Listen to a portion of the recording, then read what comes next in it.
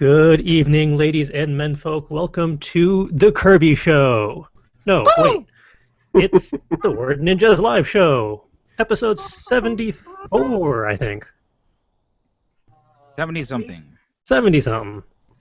Can confirm personally that it is episode 74, as I'm the one who made the show notes this week. Yeah, Reality Man took control. Take control.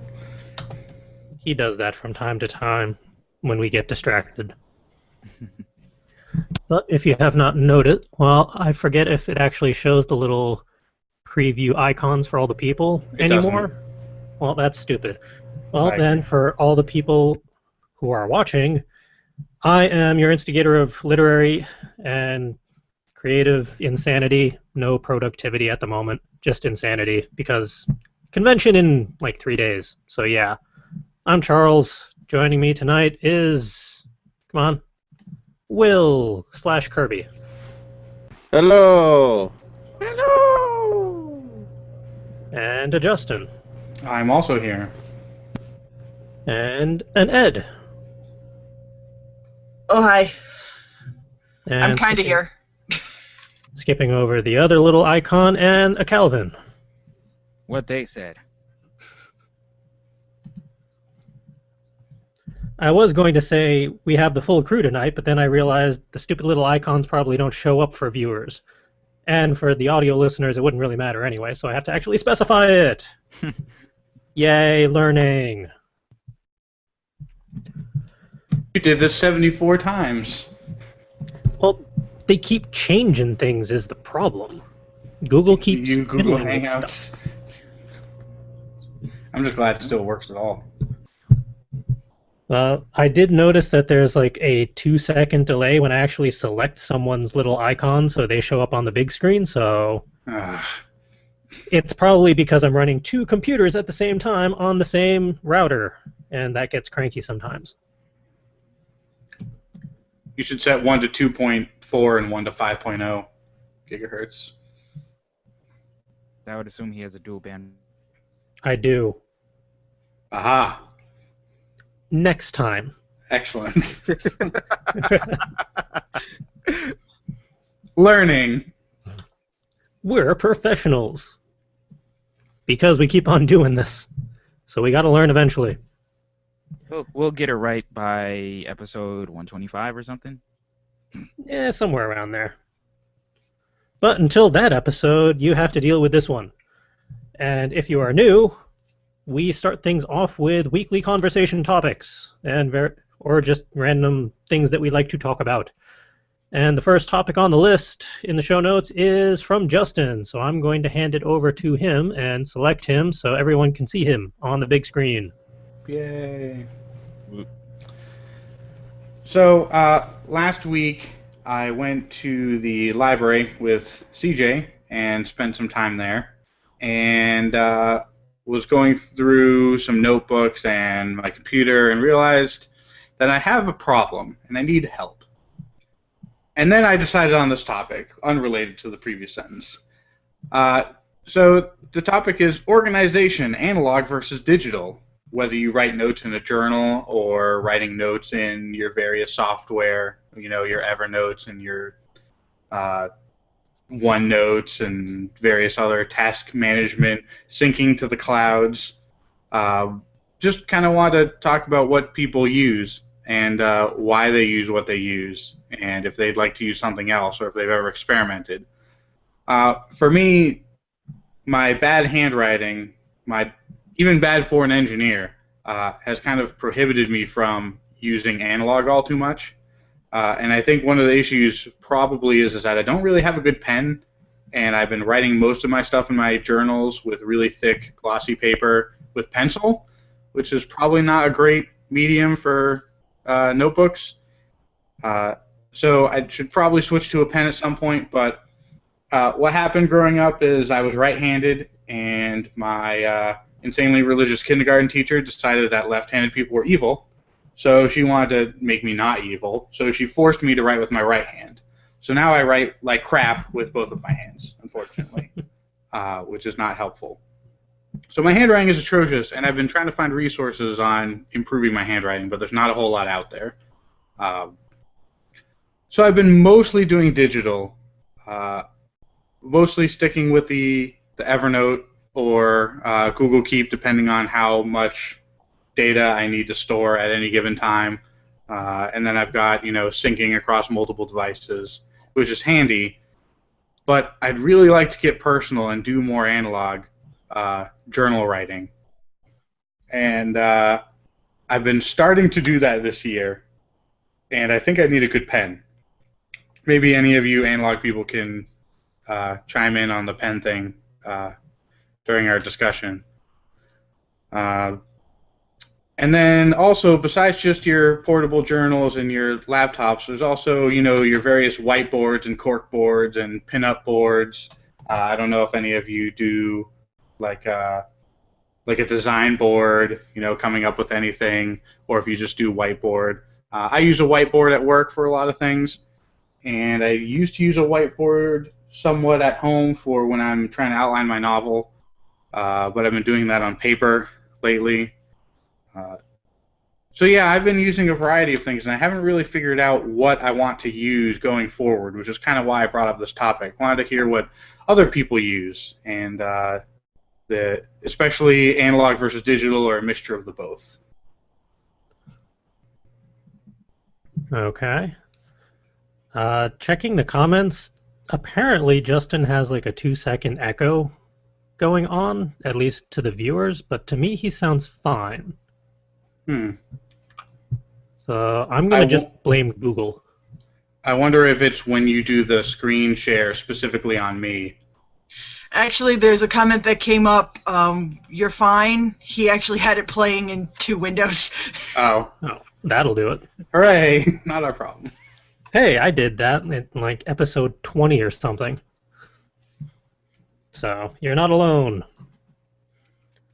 In regards to analog versus digital, for pens, I have 2 standby brands.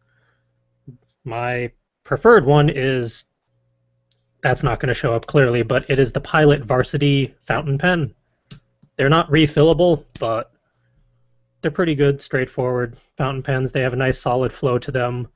You can get them in a variety of colors, but as with disposable fountain pens, do not share them because everyone else will just kill the nib and you'll never be able to get the flow right again. I learned that the hard way. Oh, so that's how one of those ended up in my house. I apologize for nothing. This isn't a fountain pen. That's probably my nano pen that ran away from me. Yeah, fountain pen. I don't know. I haven't even mastered a ballpoint pen, let alone a felt tip pen or a, God help me, a fountain pen. I have used a fountain pen in the past, but I think it was mostly for art and not for writing, so I was allowed to be kind of crappy with it. I was going to also say my second favorite one is a felt tip pen.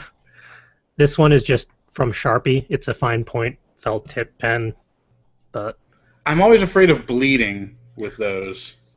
If you have just normal weight printer paper or decent weight paper, there's not really much bleed through. It's only if you're having the cost-effective printer paper that it becomes an issue. What about, handmade leather-bound journals that use like the recycled paper? That's a crapshoot. Because it's thick, but it's also extremely porous, which I'm always afraid of. Yeah, that's why it's a crapshoot. It's best to do a test on one of the back pages or just in a little corner, see how the bleed-through effect is. How quickly does it dry, too? Because I smudge the crap out of everything the way I write. With the felt tip, within a second.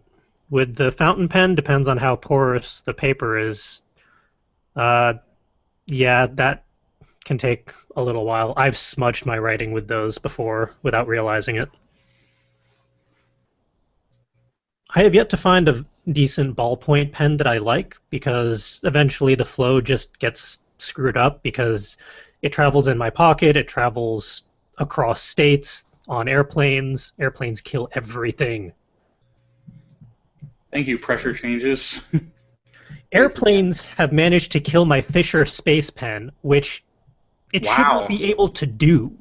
I have one of those. It's amazing. Without fail, every time I brought one of those on a plane, it's killed that cartridge. Note to self. Yeah, I don't understand how that's even feasible considering what the Fisher Space Pen ink cartridge is and how it's designed. It like defies physics to be able to do that. Or to be able to be messed up like that. So I don't know. So would you say you write more in journals and paper than you do digitally? For my personal writing, it's mostly analog, with the exception of the Slash and Burn novel, which is entirely digital at the moment, not counting all the hard copy printout stuff. And for work, since I just got a book request to work on for that, that's going to be pretty much digital as well. Yeah, 'Cause I digital don't- makes editing a lot easier. Yeah, putting it all in Microsoft Word, tossing it all on the server, having a naming convention so we all know just what version is what. It's the easiest way to go when we have multiple people in multiple locations working on something. I also have a problem with analog journals, especially when I get a new journal, is breaking the seal and writing my first thing and tainting it. I like the look of a new journal, but I should really get used to the idea of a messy, awful-looking journal because that has soul. It's like an old saxophone. You don't want a shiny new brass saxophone. You want a weathered, heavily used saxophone to get that great sound. I think journals are like that, and I need to get over my fear of using a journal. My problem is that I kill my journals before I finish them. They do not hold up to all the travel and just tossing it in a bag or tossing it in my pocket, carrying it around, conventions. It just never ends well. I have yet to find a durable enough notebook to handle all of that. Even Moleskines haven't really held up as much as I expected them to, which is disappointing. Either that or I'm just really bad with notebooks. It's probably a little bit of both. Probably more me than Probably. the other, but I was going to say it. And then you have your Alpha Smart. where is that? That's in the pile over there. Although I do have the power for it now. I keep forgetting I have that. If only it wasn't so loud. It's no louder than a typewriter. If only it wasn't so loud.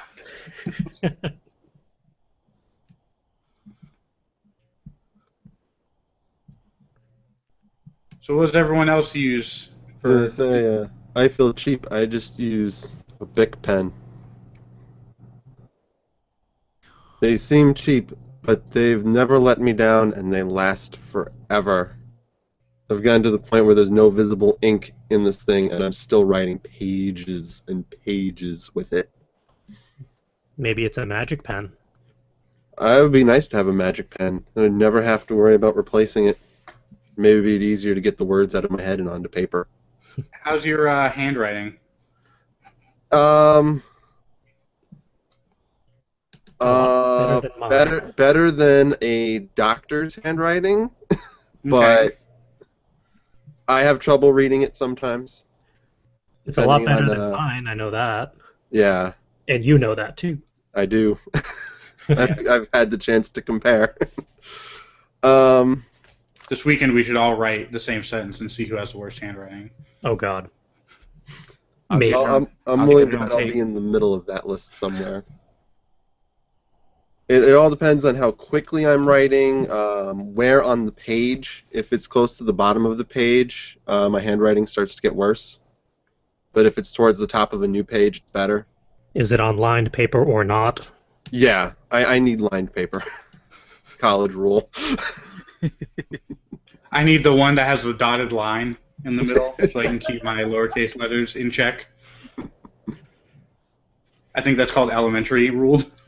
And it all depends on if I'm writing cursive or not. And when I'm usually creative writing, it's usually cursive, which tends to be messier. Oh dear, I have an evil idea for this weekend. Oh God. We're going to be recording it. Yes. Yes. Of course, now I gotta make sure I still have those. What are you gonna make us do? Oh no.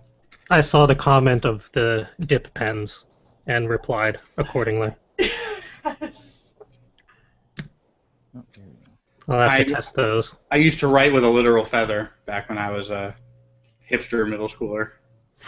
I still have one somewhere. I used a feather quill once upon a time. Mine wasn't that good because I think it was like a seagull feather. Well, did you bother to sharpen it? Nope. And the it's extremely hollow, so Hmm. constantly pouring the ink out again. Oh, I was about to say, you may be saved. I can't find the actual pen, or the nib pens, but found them. So, Yay! oops. Huh, I still have green ink. Pen cleaner? When the hell did I get that? Is that That's just acetone?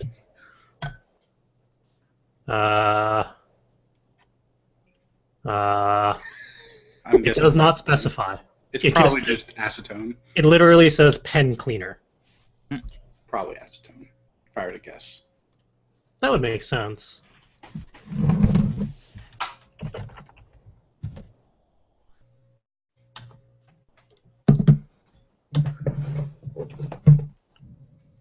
Regular black ink. Now I remember why this drawer was dangerous. Red ink. And a little baby bottle of black ink. What are you going through? His ink collection. This is now the ink podcast, where we talk about various inks and pigments. I get easily distracted. You should know this by now.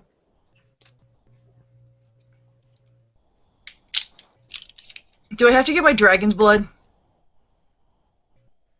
Do you have Maybe to I get should- it from the dragon? I declined to comment. Oh dear. Maybe I should just write everything in hand-carved stamps. May take a while. Are you trying to do your own newspaper? Yeah, I'll just do it. Well, that's why I got the typewriter. So maybe I just need to start writing all my notes on that, my grocery lists, everything. That would actually be kind of cool.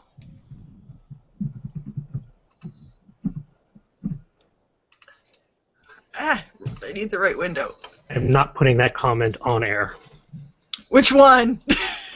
That one. That one. Behind the scenes podcasting. Audiences love that, I hear.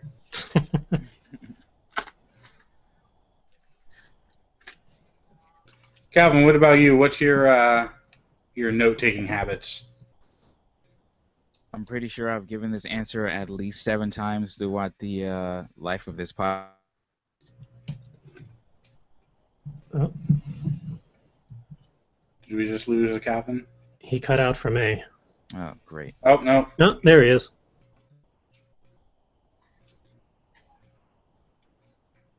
Now he has to start speaking again. about- Now? Yes.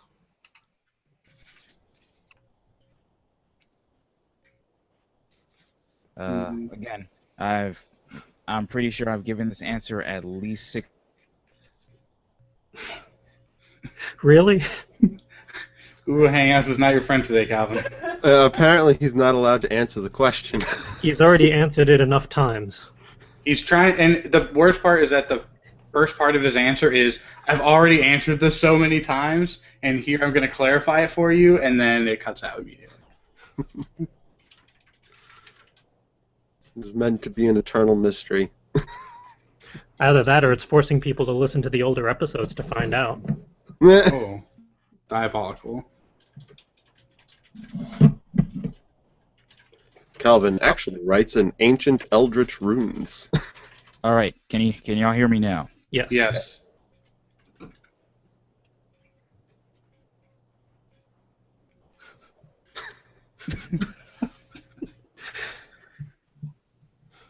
It's extremely spotty. We can only hear you when you ask if we can hear you. This is going to be so much fun to edit. We're going to cut this whole section out. Richie is going to cut this whole section out and then swear at me afterwards. Oh, so we only have one topic today, led by Charles Schumer. All right, I'm going to assume that Calvin uses mostly... Evernote. Eldridge runes. In Evernote. Well, here's the thing. If he's writing music, I don't think he's going to be writing that in a digital thing. Well, maybe. They've got boards and stuff, I guess.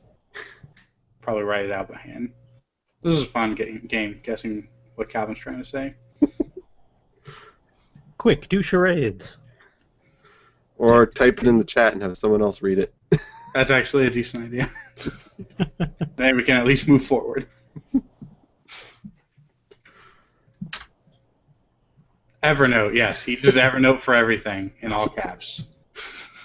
Got it. Evernote is his life. And they're not a sponsor, so this is the last time we'll ever bring it up again, unless they start paying us. He's about 90% digital at this point.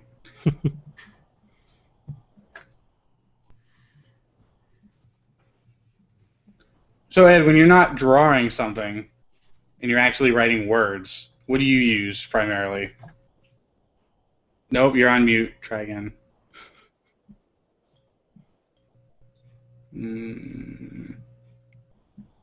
Now I think everyone is just trolling Justin on purpose.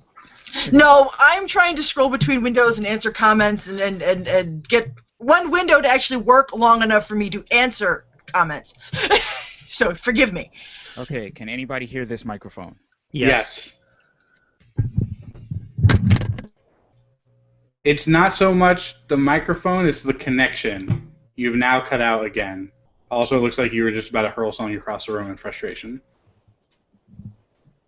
I think he did. Yeah, I think we lost him. Awesome.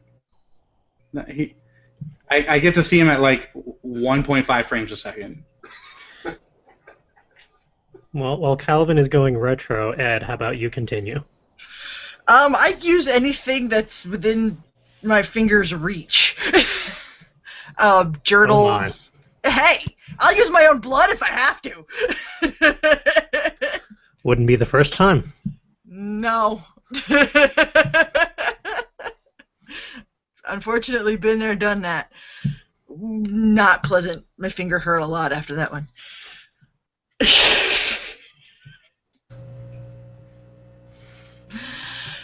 But yeah, I mean, I don't really prefer any one thing over another. It just depends on what my mood is that particular day. Like the other day, I was sitting down at the gas station and I had a 5-subject notebook and a little Bic pen, and I was happy and it was working. And other days, I'll sit there and stare at it. I'll put it down and I'll sit in front of my computer and I'll be fine, and just go right into it. Mine's strictly mood based.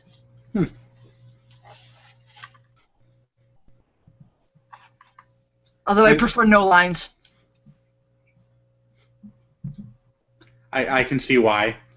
A lot of doodling involved in between all your words. Yes. That's how I get this. That's how I get the little sticky ideas out of my head. I start drawing little pictures in the margins. I'm guessing your handwriting is one of the better handwritings of the group. Depends. Compared to the group, not the world. Maybe. Like I said, we'll have that contest. Well, see, then I'm going to be trying, because if I'm trying, my handwriting is actually really good. See, if I'm trying, my handwriting actually becomes worse. Can anyone hear me now? Sort of. Now you're just incredibly quiet.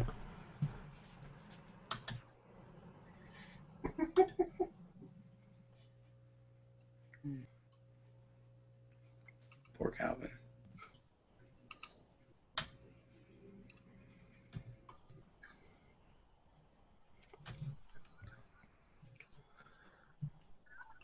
And now nobody can hear me.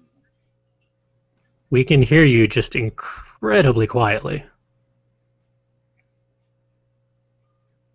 And your frame rate is still very bad, so I think your connection is still probably awful. You need better internet. He does have better internets. That's He's the thing that got sucks. better internet. Anything? Oh, A yeah. lot better now. Until it cuts out entirely. Am I still cutting in and out? That entire sentence was clear.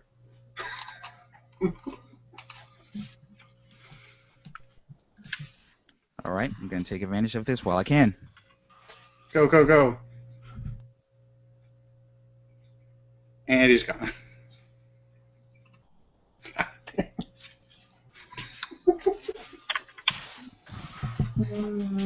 And this is the episode that breaks Justin. And Calvin. Oh. We get a 2-for-1 deal. So I made a proclamation yesterday that when I No get more my technical house, difficulties. I'm going to convert my basement into a studio, and you are all invited. And we're going to get compressors. We're going to get super high-speed internet, and we're going to do it live all together somehow. But I need to pay off my student loans first, and then buy a house. So it's going to be a little while. We'll see which happens first, that or us getting a headquarters where we can just do all of that anyway, without you footing the bill. Probably share internet costs or something. I don't care about the space. But anyways, on to the next topic. While Calvin rages in frustration in the background. Oh dear. Alright, next talkie point. That one is mine. What is my talkie point? Oh yeah. How do you prioritize your reading list or book piles? This is relevant because Extremely relevant for me as well. I'm not going to move that computer so you can actually see, but I have an entire bookshelf and 3 piles of books next to the bookshelf, and the bookshelf is 2 rows deep just of books that I need to read. And then next to this computer, because they won't stop coming, these came in the mail this week. Yeah. These at least were justifiable, although I completely forgot they were coming, and I was incredibly confused when a very large box arrived. But I'm curious how other people actually figure out what to read next, or if they figure out what to read next, how to organize their books. How long do you hold on to them before you just give up in frustration and give them away? Stuff like that. Well, as someone who has just gotten back into reading things that aren't Stephen King, I have been going through this myself. In fact, as recently as yesterday. And I feel like if you try to plan what book you're going to read next too far ahead, you're asking for a bad time, because your mood is going to change, your interests are going to change, and even as you're done with that book that you are currently reading, maybe you're so sick of that genre right now that you can't read anymore. I don't want to read the 7th Orson Scott Card novel in the series. I just can't do it. But I they're don't so want to good. read God Emperor of Dune. I can't do it. I'm sorry. I need Well, I'm to with read you on something that one. else. God Emperor of Dune is horrible. That being said, so I'm reading this book, and it's somewhat, I won't say critically acclaimed, but it's publicly acclaimed. According to the Goodreads, I'm sure there's a little bit of a high vote bias on Goodreads, so it's kind of hard to tell if something's actually good or not. But people are aware of this book, and they say it's one of their favorites, and it's a classic. And I'm reading it, and I'm like, this is pure garbage. I can't read this anymore. And after talking to CJ about what to do, he told me that it's okay. I'm allowed to stop reading a book that sucks awful and put it down and go get a different book. So I picked up, and this will come up later, I picked up Software and Wetware and started reading those, Oh, God. which are also, by the way, extremely critically acclaimed. Cyberpunk novellas. By whom? Goodreads, I guess. It's got like 2,000 people have read these books and rated them just Good on lord. Goodreads. So this series is a 4-book series. I found out, not just a 2-book series. And I read the first chapter of it last night. Instantly hooked. Loved it. There was character progression within the first like 2 pages, and it was moving right along. It was very Ernest Hemingway written, very short, curt sentences, and they made a reference to Hemingway in the first chapter, which I was like, oh, okay, so yeah, so this is on purpose. This is by design. But the characters that they introduce in like the first couple pages are intriguing, and you're like, and they like piecemeal the world at you, and you're like, what is going on? I don't understand. And then they give you just enough so you understand something, but then it doesn't make sense with this other stuff. So you keep reading, trying to unravel the world, and it's extremely compelling compared to the other crappy book that I was reading before. So I'm definitely going to finish reading that book. It's a very short book, and I decided to start with some of my shorter books before I get into my larger epics, because I'm new to this whole reading things that aren't Stephen King. And I'm going to actually start reviewing these books and picking out things from sentences and actually writing notes on it. So I'm going to start a little bit small and work my way up to some of the series, and I'm going to switch around between sci-fi, fantasy, and horror. I think that's a pretty good deal. I'm going to try not to read an entire series back to back, especially some where the authors haven't finished writing them yet, so it would be good to give them some time. So that's kind of what I've been doing with the prioritizing my book list. Is I'm not doing that. I'm just grabbing when I'm done reading the one thing, I go grab the next thing that I want to read and start reading it. I even at one point had a tiered list, like I ordered them on my bookshelf in the order I was planning on reading them, and then when I moved the library from one room to another, I decided to order them in a more reasonable manner because I knew I wasn't going to keep to the order that I gave.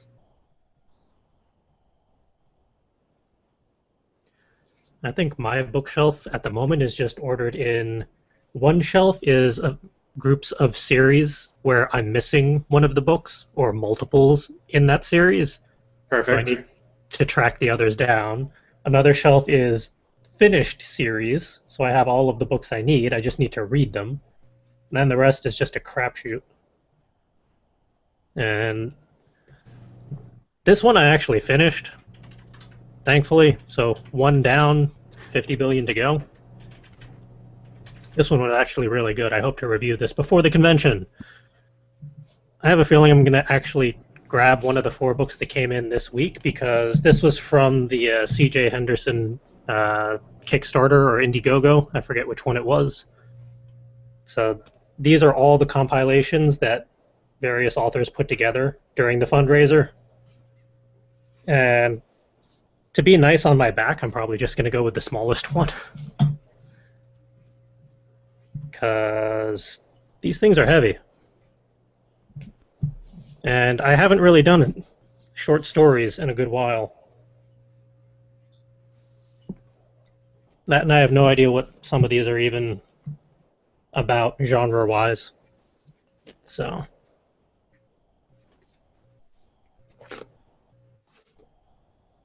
never mind, they actually specify. Yes, but CJ, I'd like to make a pact to stop going to used bookstores until we at least read 5 books. You don't want more blind boxes of... I haven't even opened that one yet. I want to save it. Also, there was another note that I had on reading books. Oh, did you set your Goodreads goal? I need to do that.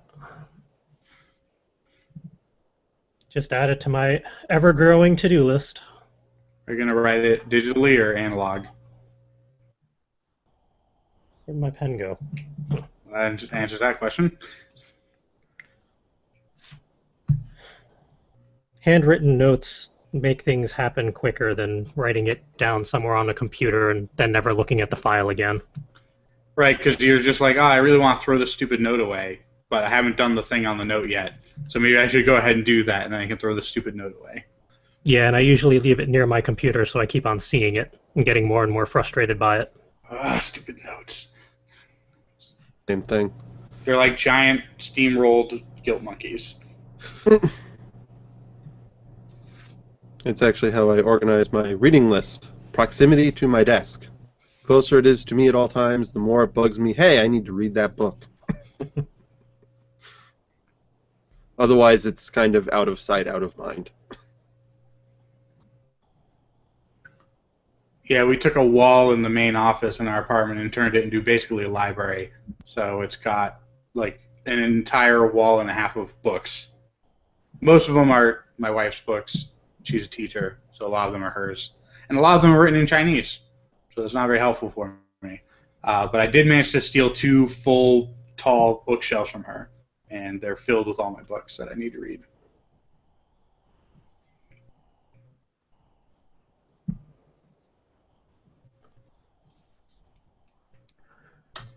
How do the others in the crew fare when it comes to reading and prioritizing, or lack thereof?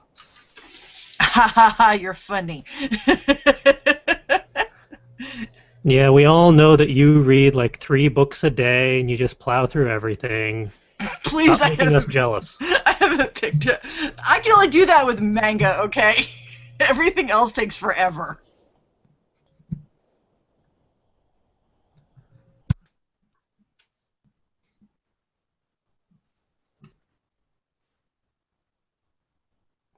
I kind of want to ask Calvin his opinion, but his stare scares me. His body and fingers have been moving steadily throughout this conversation, so he may have fixed his internet connection. Or it may break as soon as he starts talking. No, it kind of looks like he's gone into mafia mode, so that's a scary time.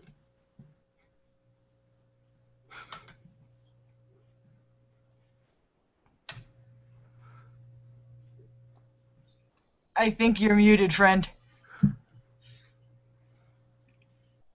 No. Oh, okay. On to the highlights reel. I'm going to leave the scary Calvin alone. Moving on. What's next? Oh, Now, did you do that on purpose, CJ? I'm reading What? the show notes on the highlights reel. what? The title for the news post? Or is that the actual title of the website? Oh, for fuck's sake. I mean, of course I did that. I was wondering about that myself. It's almost a pun, but not really. So I was like, it's not really play on words. So Yeah, it's good for the enough. listeners, the news title is supposed to be what comics are coming out in 2015, but CJ has decided to write what comics are comic out in 2015 instead. And I don't think You that's... know me and spelling and words and whatnot. Well, yeah, English comic major on the and all. mind, to be fair. All right, we're gonna give this a test run. Oh, God. Yeah, so we'll see how this goes. Remember, there's a 2-second delay. Yeah, but for the audio listeners, I have 2 computers running simultaneously. One of them is going to be just for screen sharing, although I don't really see what the point of doing this is now that I realize that the little thumbnail images don't show up on the live stream anyway, so it's not like they're missing my face either way. Actually, they do. I was running the live stream a few minutes ago, and I saw them on the bottom. Oh, they do show up. Is that only on the live stream, but not the YouTube version? Like I said, I went into the link. I think that came from. No, I went in through I went in through my YouTube, went into the full coverage thing, and then just clicked on our live stream thing, and it came up with all the little stuff on it. Oh. Well, we're going to try this anyway, regardless of what it looks like. For the audio listeners, this is irrelevant, and it will probably be cut anyway because Richie will get frustrated with me. So, the first piece is from IO9 about the comics coming out in 2015.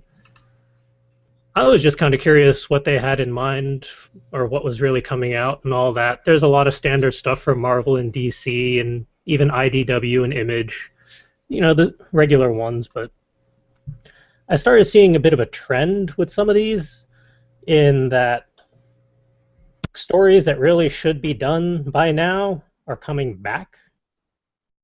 Uh, Galaxy Quest, for one, is apparently coming back in comic book form. Now, while I loved that movie, I'm not quite sure why they need to turn it into a comic. And yet, if I have a chance, I'll probably at least take a look at it anyway because I'm curious. And that one's from IDW, so the artwork's probably going to be pretty nice too.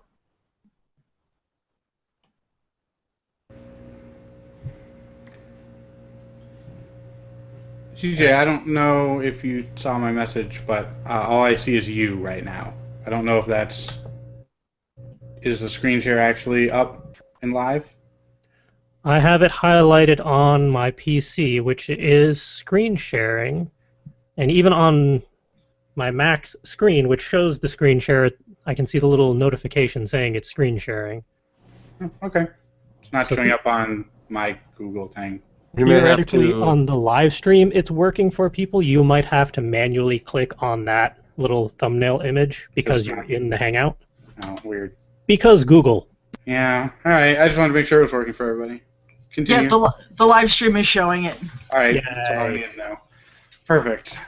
Yeah, please don't just stare at my face this whole time. That's kind of what I was doing.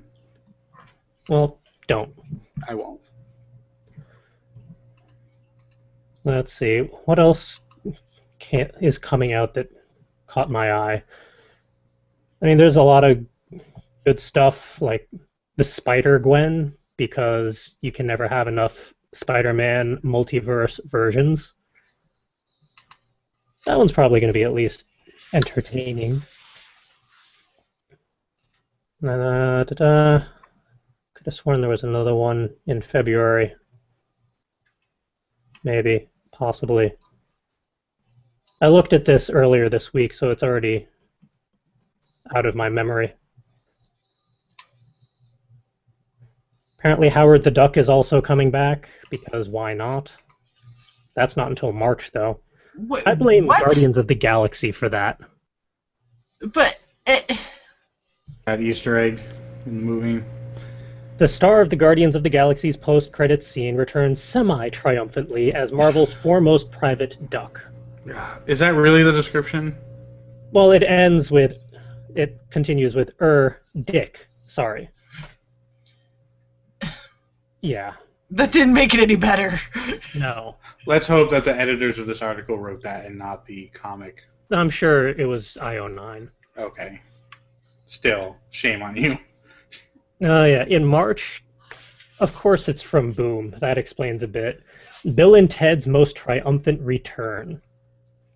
With the excellent adventures of both movies behind them, Bill and Ted decide to drop by the 27th century and see if they can stop their arch-nemesis Chuck from hating them. Because God forbid you write something with an original IP. I mean, I loved those two movies. It's a fantastic concept and little franchise, but is this really necessary? No. But there's money to be made. That's a good point. Mm. People going through the store will see it and be like, hey, I know that thing. There'll be like upvotes on Reddit. Hey, there's a thing that I recognize. Upvote. Mm-hmm. Except with dollars. Yeah. The Fly is on this list. The Why? Fly. Outbreak. No. Oh.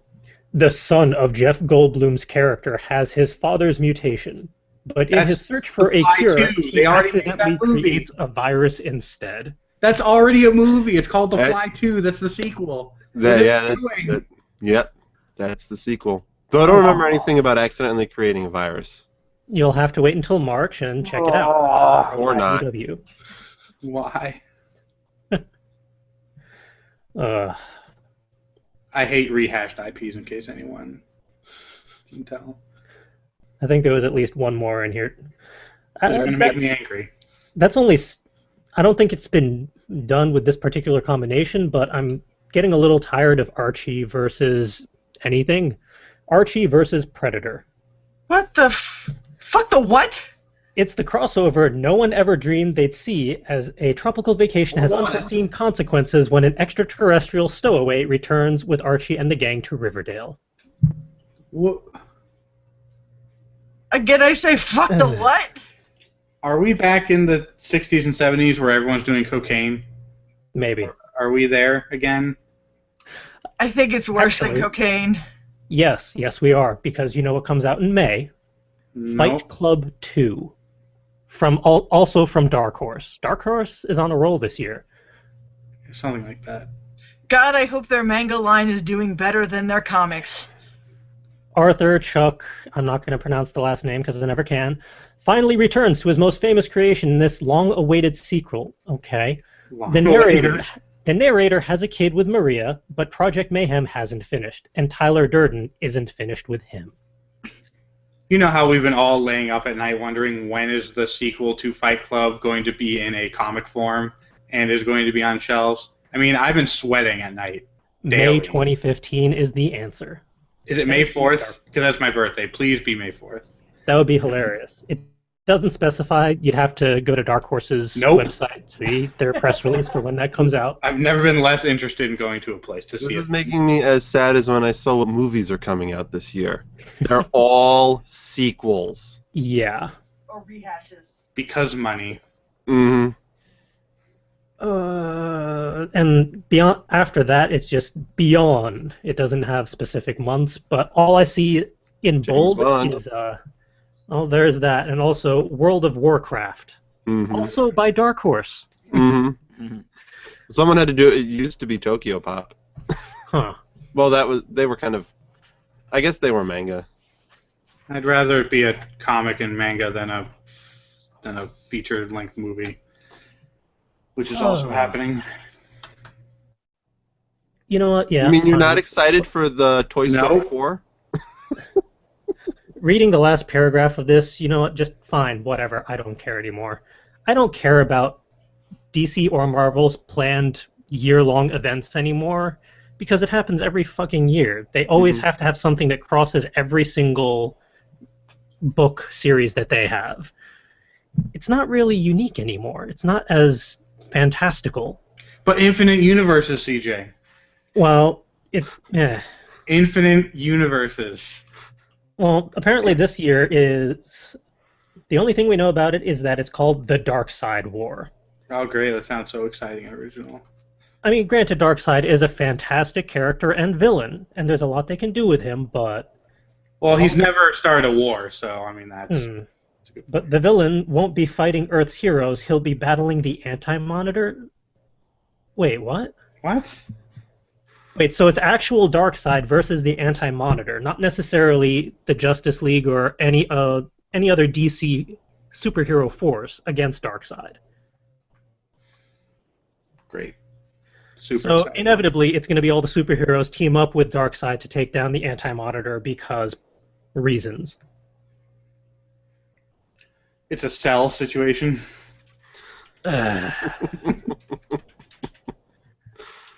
I mean, granted, I can't... I've already complained about it, but I shouldn't complain about it considering some of the plot ideas I have for my trilogy. But I'm not going to make it that stupid. And at least you have original characters doing the stupid things. Yes. But, yeah, that's the comics coming out in 2015, according to IO9.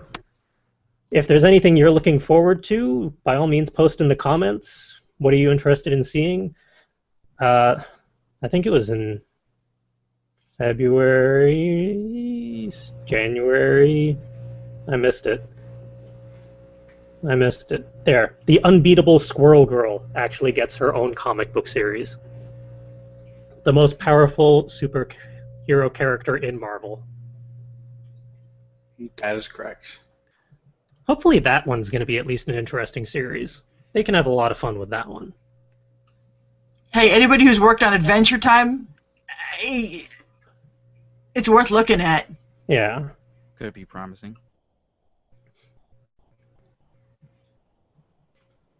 We'll see. And that is the comics coming out for this year, at least so far. Moving on to the other highlights, I decided to toss up Katie Sarge's website along with her latest book, Even the Score, because that's the latest one that came out, and it continues the Dreamverse series, and it is fantastic. And it's pointless showing this on my screen since I'm just a thumbnail. I read that in under 24 hours because it's just one of those types of books, and it's kind of a whodunit series or book, and people keep on dying, and you're trying to figure out who before you run out of characters, and I completely fell for the damn surprise. I was not expecting the killer to be who it was. And it's Was one it of those... a butler and or a maid, by any chance? No, it was a crazed, psychopathic space woman person. Spoiler alert. Well, there's more than one woman in the series. Not butler, though. Okay, that's good. Yeah, I don't think she ever buttled. At least not in the book. But it was one of those situations where you finally get the reveal, and it's a god damn it moment, because the clues were there, you just didn't really connect all the dots. So it also wasn't a Kaiser Soze situation? Not really. Okay, good. That's There was still a nice little twist at the end to make it satisfying. And it's always fun to come back to these particular characters because they're hilarious together. Definitely worth checking out. And for the audio listeners, it's kdsarge.com was the author's website, and she has a books page on there with the whole series in not chronological order of when they came out, but like plot chronological order. Because she's not writing them in plot chronological order, which is a little frustrating, but it happens. And next up for, I think, our YouTube highlight, specifically in the show notes, we posted a Let's Play, because that is a thing that happened over New Year's, and Calvin was disturbingly quick about actually editing it and posting it up. It is worth checking out because you get to see me attempt to do Octodad. hilarious. Yeah, let's go with that. Does comedy ensue by any chance? Those are some good cherries. Ugh. We had some Moonshine left. 100-proof cherry moonshine before doing this, and that included eating a couple of the cherries straight out of the jar. And I think Calvin asked if there's any left. Oh, you did hear me. Yes, it's just Will was talking as well. Okay. Sorry. It's okay. That particular bottle is no more, but I'm sure we can pick some up. If only they sold that in stores. I don't think they actually sell that one specifically in my store. We can look. I can go to Amity and check it out. If not, we have apple pie moonshine. Oh, then screw cherries. Still want to try those cherries, though. Just get a jar of maraschino cherries from the supermarket. Not the same. And that's basically what they were, only in moonshine. The moonshine itself was delicious, though. The cherries tasted like moonshine. The moonshine tasted like cherries. It was very confusing. Now I definitely have to try this. We'll take a look at the store and see if we can find it again. And the last highlight for this week is your Minicon's Tumblr page, because I didn't realize that was a thing until last week. And since we're going there this weekend, I thought, why not? Yay. And it's also nice that they have been regularly promoting all the various vendors and events and stuff. And apparently a shield truck is going to be there, which is kind of cool. That was at Rhode Island, but you couldn't get anywhere near it. Yeah, maybe we'll have a better chance this time around. And a lot of the artists and our friend A&D Duct Tape and I'm going to have to scroll another 30 seconds before our post comes up because it's considerably farther down, but definitely worth following if you have your own Tumblr. And who knows, maybe they'll be posting photos and stuff up during the convention so you can see just what's going on and all that stuff. Would be nice. I know we will be, kind of, at least on our personal ones. Yeah. And we'll be posting stuff on the FC Word Ninja Tumblr page. I'll bring my camera with me. Whether or not I get to use it will remain to be seen, but it'll be there. Oh, it'll get used. It will. Definitely. Oh my.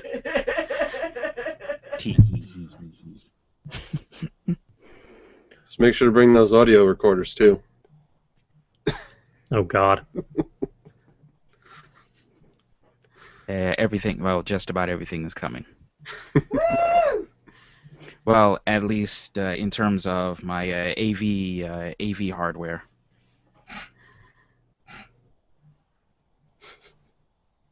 No comment. Moving on. Oh, God damn it. The last highlight we have for this week is a website. I don't even know where I got this from. Probably from Scoop It. The Punctuation Guide. For those that are not familiar with what types of punctuation there are, they actually sort them out. Terminal points, like the period, question mark, exclamation point. I'm sad that they don't have the interrobang on there. A little disappointing. Well, it's kind of there. It's just broken up. Yeah, they got the elements, but not combined. No Captain Plan. No. Pausing points, which I never really considered it like that. Comma, colon, semicolon. The hyphens, n dashes. Other points, which just get a little confusing. Parentheses, brackets, slashes, apostrophes. I'm not quite sure why square brackets falls under quotations, but apparently it does. I think for referencing who you're quoting. Well, the nice thing about this is if you roll over them and you actually click on the darn thing, it'll go to an extra little page and tell you all about it. Editorial stuff. Ah. How does the punctuation guide feel about Oxford commas? Since that was a topic of conversation earlier today before the podcast. Let's see what's under commas. The listing comma. Mm-hmm. It's right there. The note. The final comma is known as the Oxford comma or serial comma. See? I didn't know you called it that. I've only heard it as the Oxford comma. Thank Same you. here. Plebeians. Some writers omit it, but doing so can cause confusion. In the example, blah de blah. Yeah, there's a famous set of Wikipedia examples that Yeah. they have up there. Even though not all sentences will be unclear with the omission of the serial comma, its consistent use is a good habit. Yay! Hear that, Associated Press? It's useful. Suck it. That's exactly what AP can do. I personally despise AP style, but it is an academic and business style. So It never occurred to me that that's what AP stood for. I feel really dumb. It actually took me a long while to figure that out as well, so don't worry. I see now I don't feel so dumb. Because I've known for a while. But it's getting to the point where I'm actually probably going to have to buy the darn book so that I can know some of the weirder quirks about AP style, which is basically counterintuitive to my style. So I'm probably going to get a little frustrated the more and more I work on certain stuff. That's going to be fun. Do everything Chicago. I don't mind Chicago style. Yes, I agree. That's what I'm saying. Deep dish? I prefer New York style. That's. We talked about pizza last week, Will, remember? No, I wasn't here. My power went out. Oh, yeah, that's right. You missed Pizza Fest.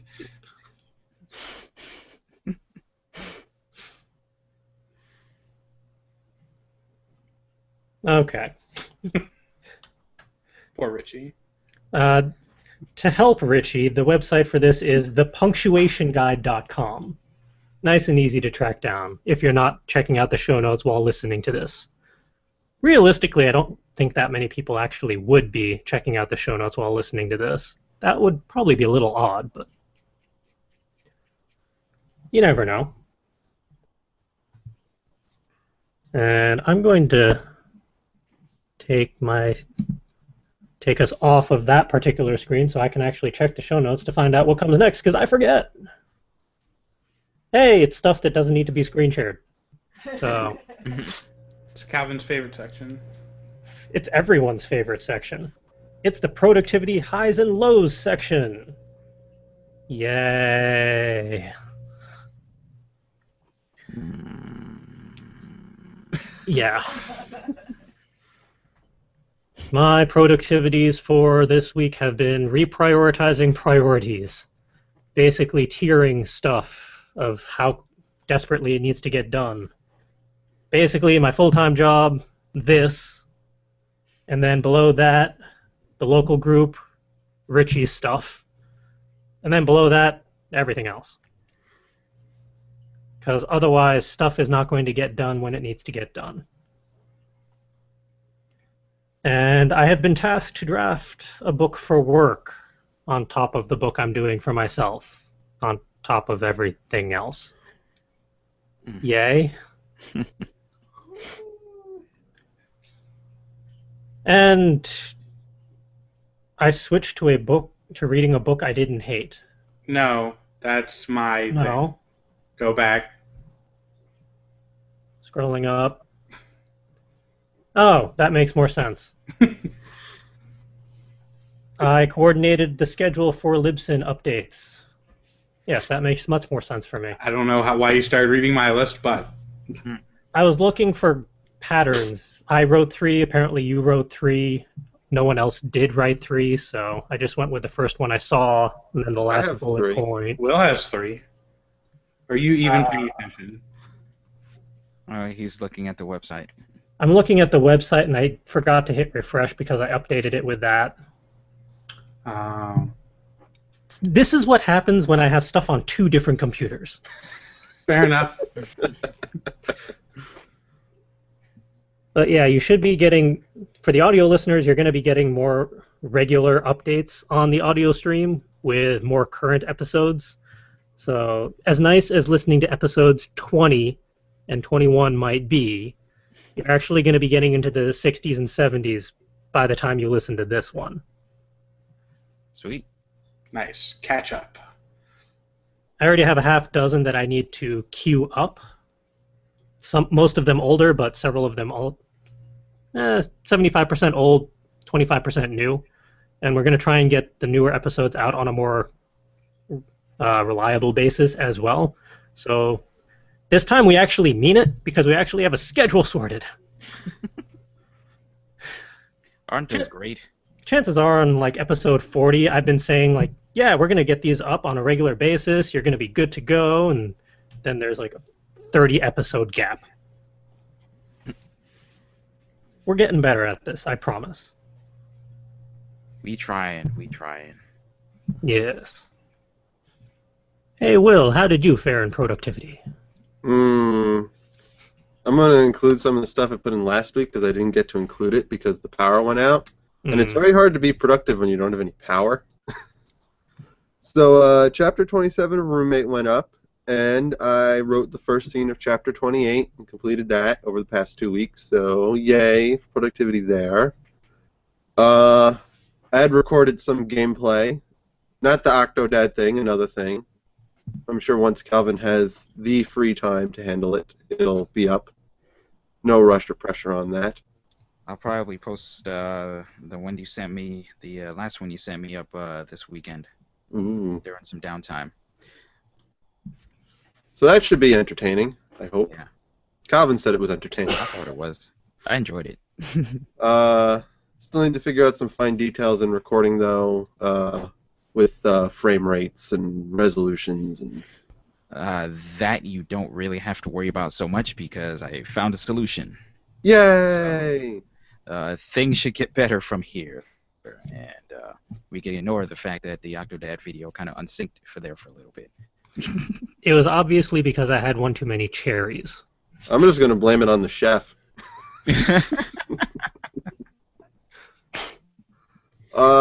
And on side stuff unrelated to anything else other than fun work for me, I did some world building and unrelated character development. Yay! It's some kind of productive, even if it is just exercises in creation and stuff.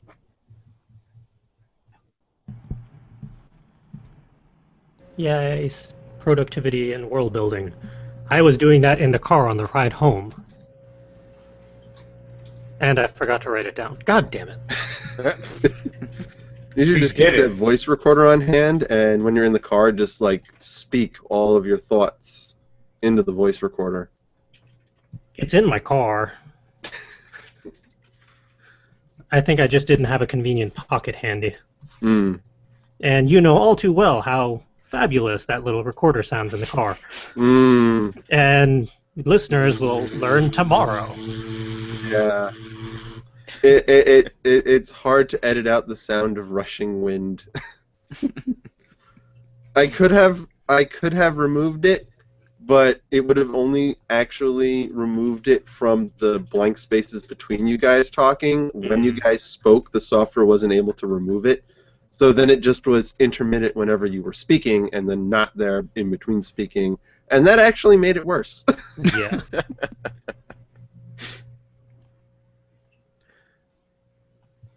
Well, hopefully we'll be able to do some NSFWN recordings this weekend that do not sound like we put the recorder right next to a fan. Make things a little easier on you. I just assumed you had a window open in the car. Chances are it was the fan in the car and the fact that we were going only a few miles faster than the posted speed limit. Would have totally been legal on the Autobahn. But we're not in Germany. Shh. God. No one needs to know that. That we're not in Germany? I think lots of people need to know that. Everyone knows you have to drive through Germany to get to Rhode Island. Yeah, that's just standard.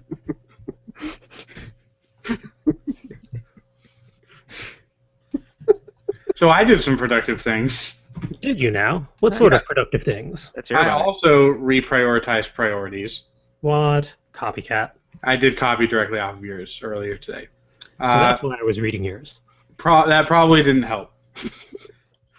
I decided that health and learning Mandarin are primary, and they're basically the things I do as soon as I come home from work.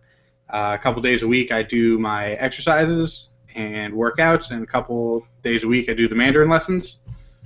And then after I'm done with those things, then I start doing website management, which includes, but is not limited to, Inspire the Muse, my Mechanical Justin stuff. Eventually, Facing My Reality will get a resurgence, but that's not high priority right now. And then after that, it's pretty much everything else.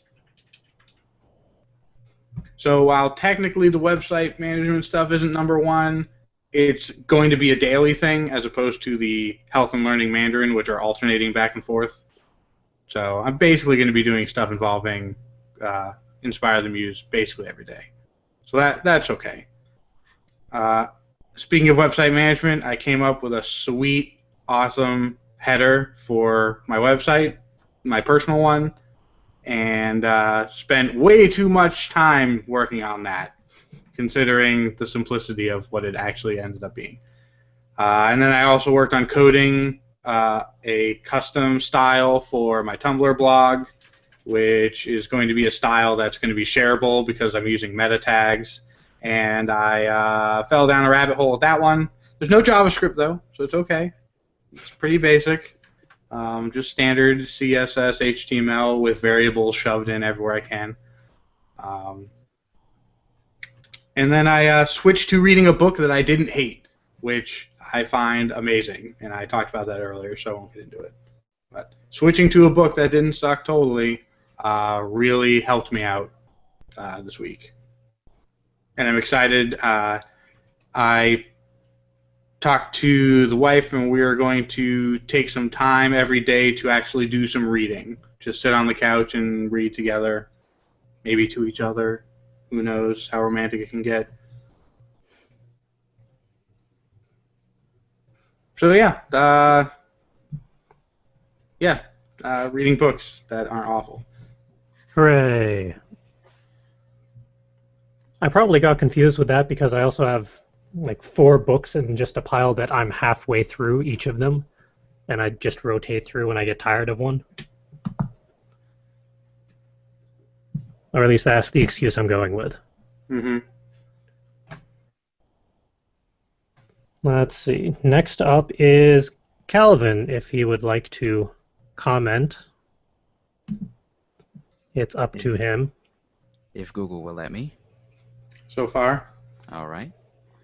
Yeah, I was going to try to be productive this past weekend, but between Friday evening and the time I got back from out of town Sunday night, I had a pretty epic anxiety attack. And that kind of killed any possibility of me being productive. Yeah, And also the fact that anxiety attacks are very good at that. And there was also the fact that I was out of town visiting family. There was that too. Yeah, That family can explains be the pretty anxiety distracting. attacks. I don't know. That might have had something to do with that. I don't know. Yes, but the pictures of your dad in the birthday hat were excellent. Indeed. He really does have an epic.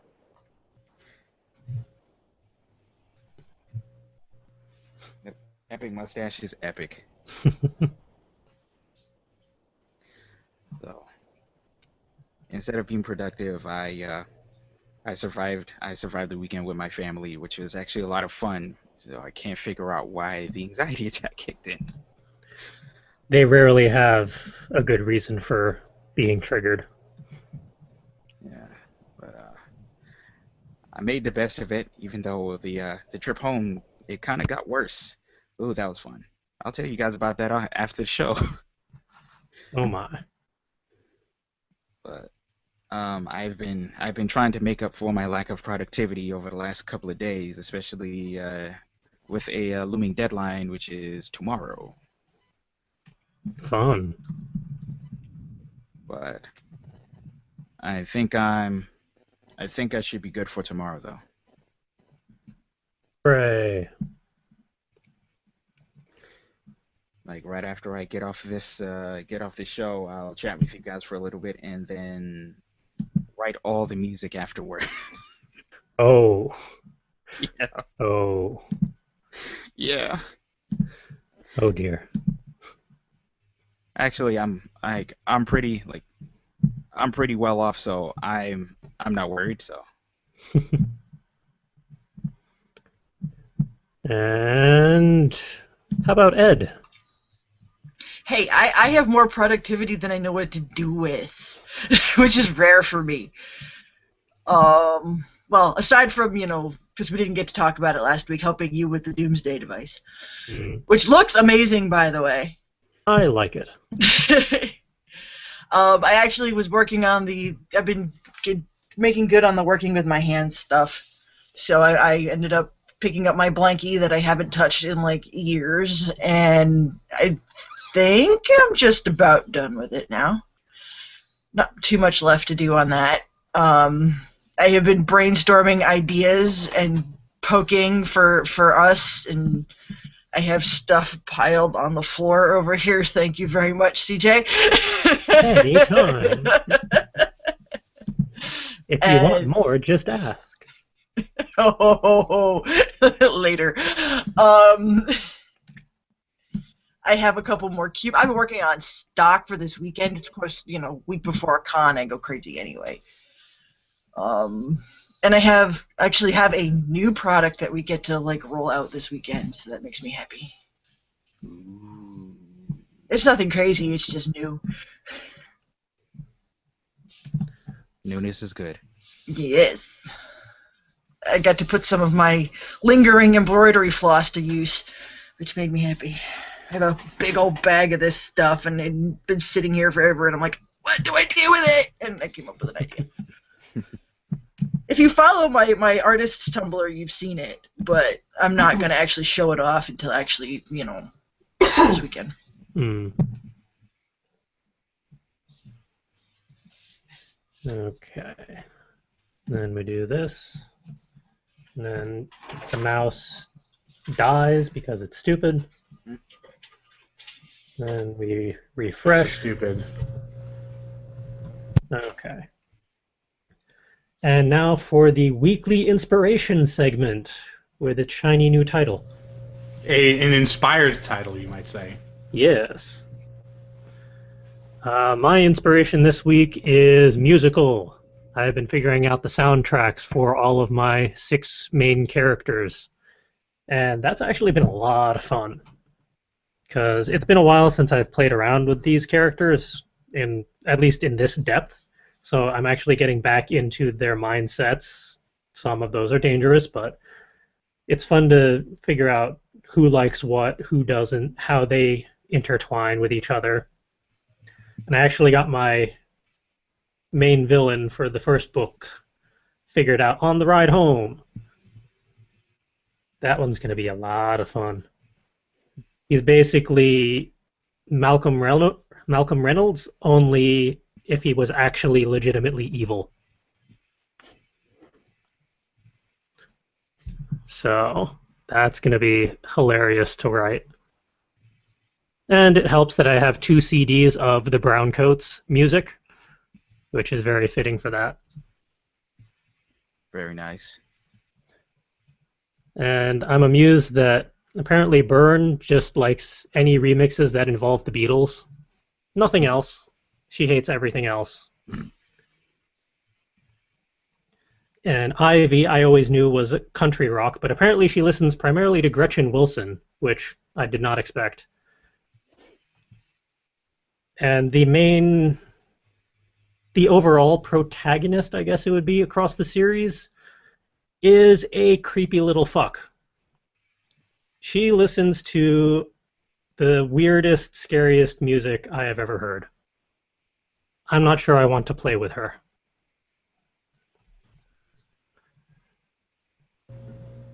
We'll have to come up with a soundtrack for your whole novel. I'm working on it. I'm slowly posting stuff onto a side Tumblr that I created just for this trilogy. Nice. Slash and Burn OST. /andburntrilogy.tumblr.com, but close enough. That can be the hashtag. Okay. But yeah, that's my inspiration for this week. A whole gambit of different musical genres and styles for all my various characters. And next up is Will. Although I have a feeling he might give me a mafia stare.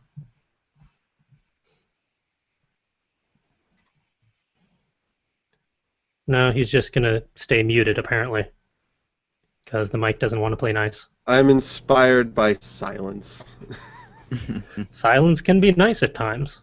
I haven't been inspired too much by anything past week or so. Kind of on a low, I guess. Other than like a couple friends poking me, do this, do that, or I'll bullshit say something and then be like, yeah, do it. Actually do it. And then I end up actually doing it. Like the world building was because I got poked actually. Take thoughts in my head and write them down, and so I did. Hooray. Next up is Justin. Like I mentioned before, reading a book that isn't awful. I didn't realize that I put that in both sections. However, I do have a second thing. I watched a really weird Korean movie called Kundo, which is like a Korean Western-themed Robin Hood movie. If everyone on Robin Hood's team dies at the end. I think I've heard of this. It is very weird, and the first third of the movie you're not really sure what's going on. You think it's an origin story to a different guy, but then that other guy, it turns out it's not an origin story, he's the new guy, and it gets very confusing. But then once you unravel it, and then it gets interesting. And Yeah, there's some stuff in there that's pretty heavy that you wouldn't really see in American movies, like children getting hung and being shot with arrows. So that was different. You don't see that a lot in American cinema. Hmm. Yeah, And Korea's surprisingly good with movies being different. so it's interesting because this is like I mean, it's not samurai movies. I don't think just because they all have katanas means that it's a samurai movie necessarily. But that being said, it's very clear that the director, cinematographer, and guy that did the score watched a lot of spaghetti westerns when they came up with this movie because it Goodness. takes place basically in a desert and there's lots of guitar stings and an overall like good, bad, and the ugly score. Hmm.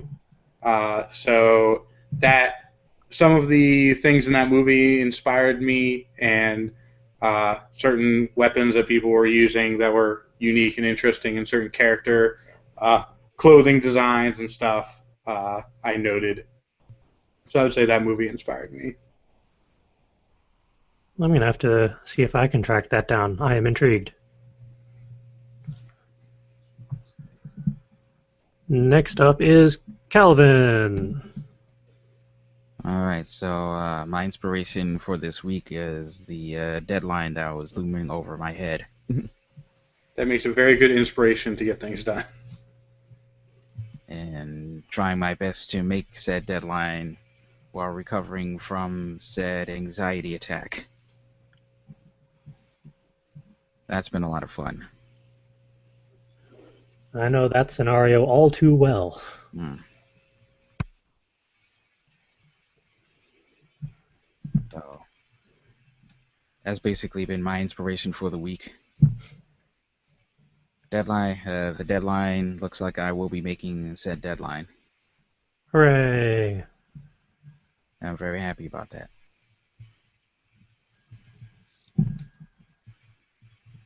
Hopefully we don't distract you too much from deadline this weekend. Well, the deadline's tomorrow, so no. Well then.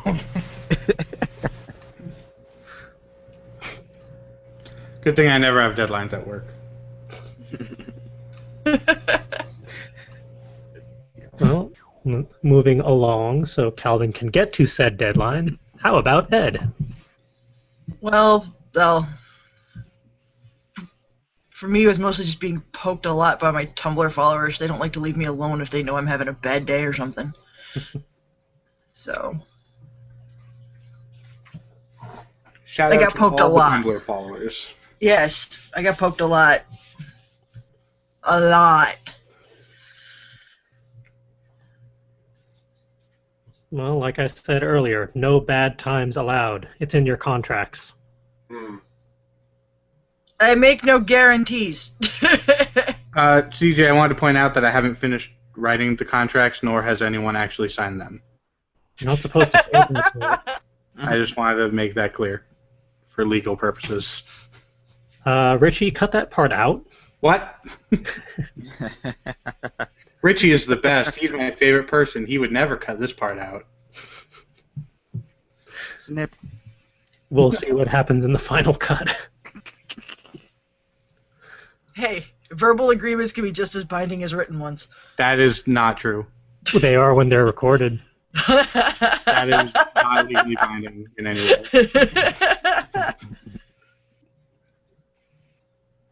It's why people can talk about smoking weed on their podcasts, because there's no legal precedent for audio recordings. Just what are you doing while you're on the show? Listening to other podcasts where they do that? No, everyone knows that I drink copious amounts of alcohol while I'm doing the show. I just drink copious amounts of tea, although I'm out. And I don't want to turn the kettle on because it is absurdly loud. And it's, like, right here, just off screen. I found that if I drink caffeine too late at night, the melatonin that I take to actually attempt to fall asleep doesn't work at all. It's like the caffeine blocks the receptors that the melatonin is supposed to go into in my brain, and it does not work. So I try not to drink caffeine after like 3. So it's like drinking something designed to keep you awake is preventing something that's designed to make you fall asleep from working. Now, I know what you're getting at, and I agree. However, I thought they may cancel each other out and put me into like some sort of like fugue state, but the melatonin didn't do anything. I might as well have not even taken it.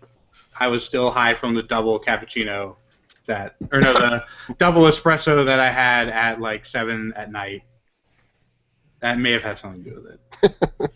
That's odd. Double espressos put me to sleep. Overload. That's probably it. My wife also falls asleep to coffee. It's annoying as.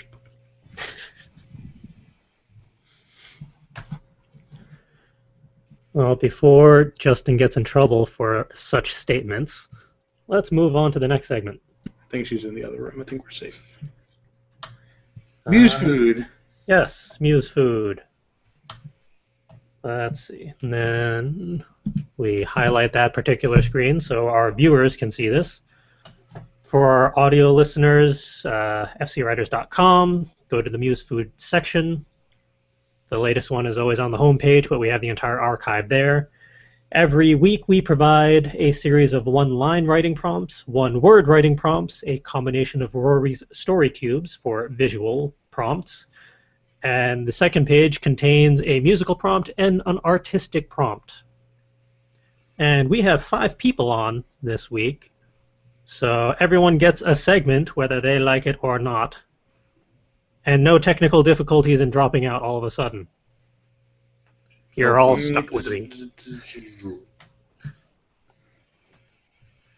I'll do the musical prompt so that CJ can help me and laugh when I say everything completely wrong. What? I think it'll be funny and good pod. I'll take the one-worders, as I haven't done them in forever and a day. I'll take the one-liners.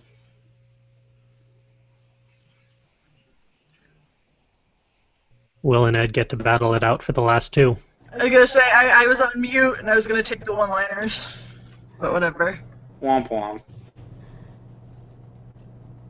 I'll take whatever's left. Story cubes or artistic prompt? Actually, can I take the artistic one? I have to. I'll take the cubes. I don't think you have a choice. I have to. Hold on.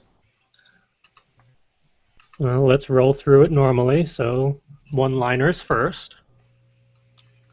All right, one-liners are as follows. Reaching for the stars means nothing if you're not willing to build the spaceship to get there. I like that one. This music is unnecessarily creepy. Play it louder. It's not a problem so long as no one opens this door. You're not going to regain trust overnight. How do you have an igloo next to your fireplace? That was good insulation. I'm not checking downstairs. You check downstairs. Let's just give him one flat tire this time. This is not the exit. She's the type of person to have 3 shadows. And your cat sat on my hat. Your one-liners for this week. That second to last one is going to bother me now because at the time I knew it was very clever and I had a really fun idea to play with it, but now I have no idea what the context was. And it just confuses me. That's what I get for not writing it down. Okay, your one-word writing prompts for this week are rattle, someone, pose, granted, flexible, early, rub, accomplish, coven, and lighter. Make of those what you will. All right, and our Rory's story cubes, as interpreted by me this week, are a footprint, specifically of a right foot of a human, or perhaps Bigfoot. A pyramid, mostly resembling the style you would find in Egypt. a closed bag, perhaps containing coins, string, a 4, a face who looks rather saddened or concerned or disconcerted, certainly not happy, but I'm assuming to be an apple, could be a peach, some form of fruit, a telescope, a crescent moon, an arrow pointing up and then to the right, and then a t-shirt on a clothesline out to dry in the sun. And those are the cubes for this week. I like to think of the crescent moon as a discarded toenail. It could be a discarded toenail. Maybe That that's would why explain why that person's sad. Yeah, he beat me to it. Great minds think alike. If something can be discarded, can it be carded? Undiscarded? Pro pre-anti discarded? I don't know. Good question. Musical prompts. Okay, I'm gonna try it. The whole thing. Don't tell me if I'm wrong until the end, and then we can go over it together. Okay. This is a bass clef. It is whole note C, whole note E, quarter note D, half note D, and whole note G. You got the letters right. Damn it. Is it the other way around? Is the whole circle a whole note? Yes. Oh. The one you actually got correct was half note D. Oh, so I had those backwards. Great. But I knew it was a bass clef. Treble. I'm pretty sure that's treble. I mean treble, yeah. Is that what I said?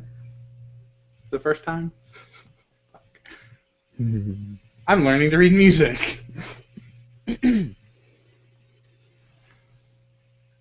An easy mnemonic to remember is the clef that looks like a G is treble.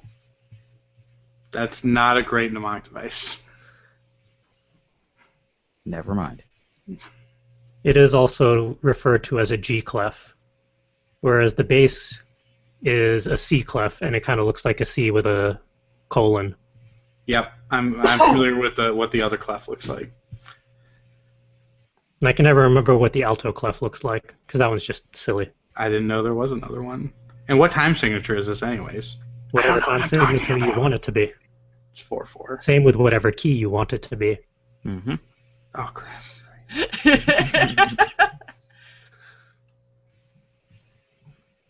Moving forward. All right, so I have the artistic prompt, Mm. and I had to go get help for this one. In the form of a certain useless kernel. Our artistic prompt this week is useless no more. And I have to do something with this. So, this weekend I may. But yeah, I needed help for that one. But that's why I wanted it so bad. I think it's because someone submitted just useless in our submission process thing, and the first thing that came to mind was Mustang. Yes! But then I had to change it up a little bit. He has to have a good day every once in a while. Yeah, the day that Riza shaved that mustache off his face. But yes, those are your creative prompts for this week. Make of those what you will. And if you happen to create anything based off of these prompts, we would love to see it. You can email us a copy or the URL where we can check it out to our email address, which is wordninja@fcwriters.com, conveniently located at the bottom of each Muse Food PDF for easy reference.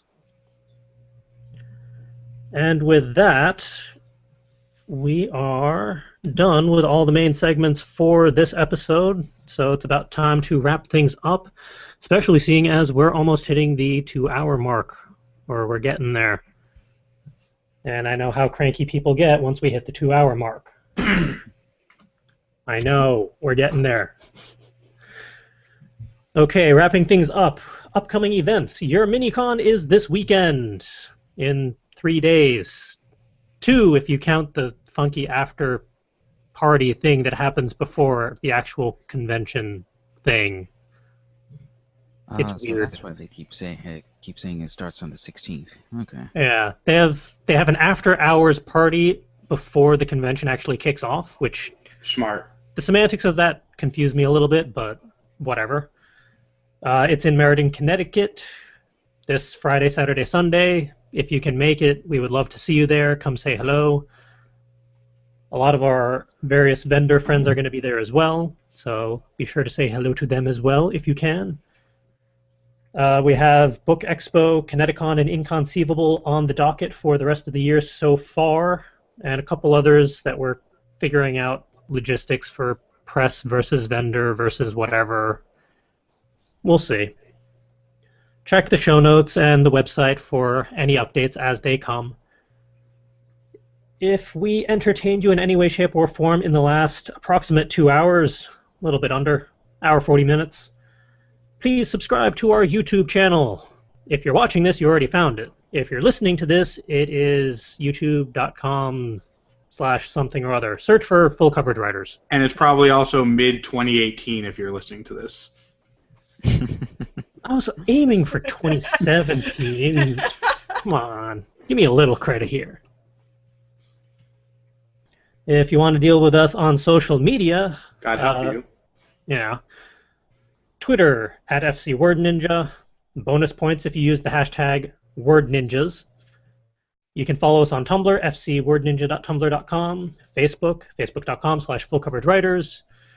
Converse with us, talk to us, continue the conversations we have in the talkie points and other stuff that we do. We like to talk to you peoples. You are entertaining. And if you want to help fund all of our crazy various endeavors and help us get moonshine that we can taste and go to other conventions and do crazy stuff, go check out our Etsy store, which I did not put the convenient link or a full URL in there for me to read when I'm doing this, because why would I do that? Because I can do it off the top of my head. Yeah, Etsy's Ed's domain. How about Ed does this part? Okay, it's www.etsy.com/shop/full-coverage-writers. And just so you guys know, until the end of January, we are doing free shipping on orders over $50 or more. So get all of your goodies now, and you might be able to get free shipping. Buy one of everything. Exactly. Yes. And for our viewers, I highlighted the Etsy page so you can actually see all the buttons and bookmarks and plushies and booklets and other things starting with a B that are on there. All sorts of goodies. Go check it out. And I have added the pamphlet for actual physical buying. You don't have to get it as an e-document anymore if you don't want to. Ooh. Someone's been busy. I told you!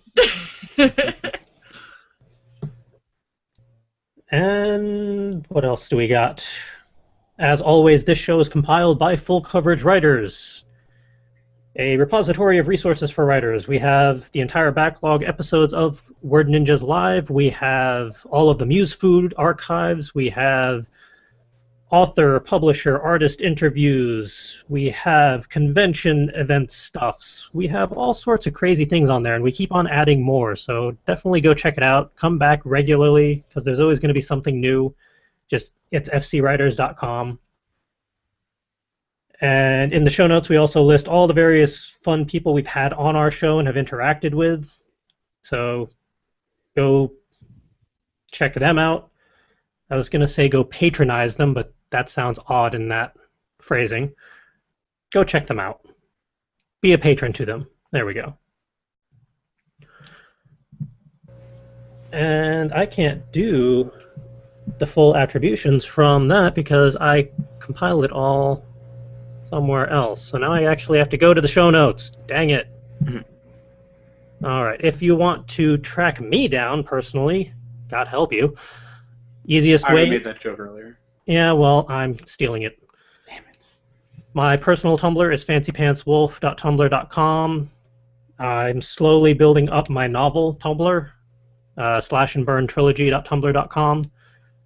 it's mostly just reference stuff so that I remember what I want to do with my various characters, but who knows what I'll add to it. You can also see me on the Fairy Tale podcast as Makarov on Monday nights, 10 p.m. time on their YouTube channel.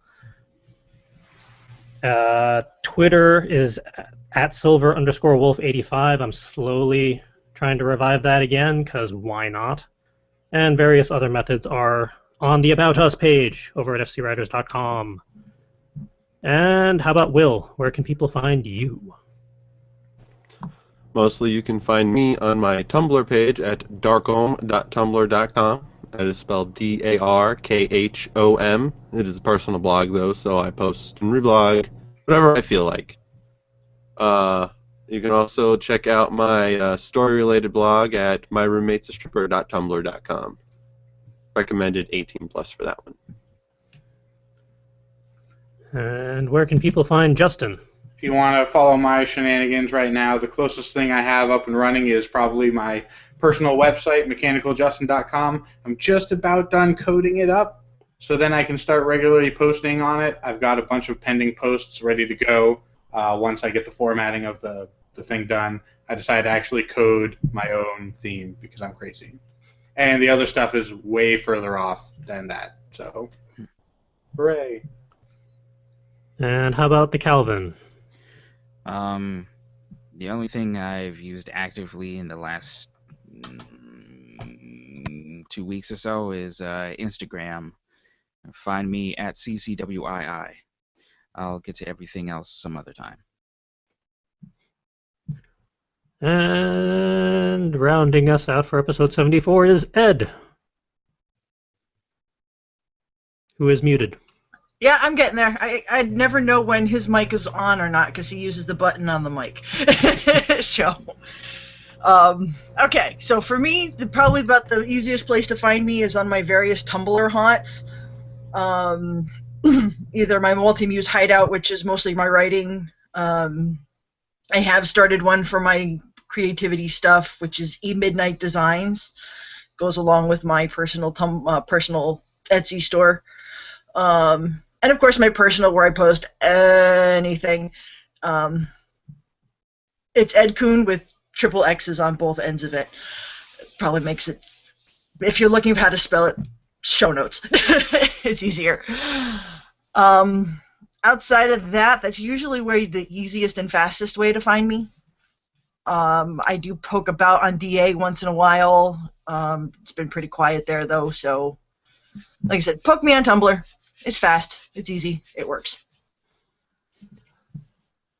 And to all our viewers and listeners, definitely check all of those various social media links, because I have a feeling most of us are going to be posting all sorts of crazy shenanigans during your mini-con this weekend. So you can see all the various trouble we get into. As I'm sure we will. Because it's always dangerous when all 5 of us actually get together in the same place. Going to a thing.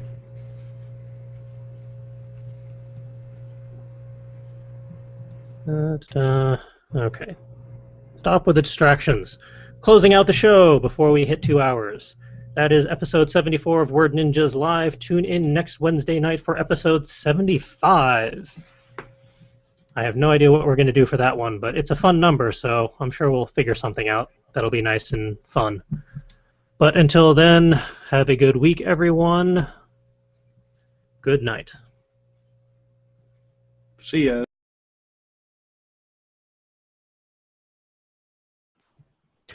Good evening, ladies and menfolk. Welcome to The Kirby Show. No, wait. It's the Word Ninjas Live Show. Episode 74, I think. 70-something. 70-something.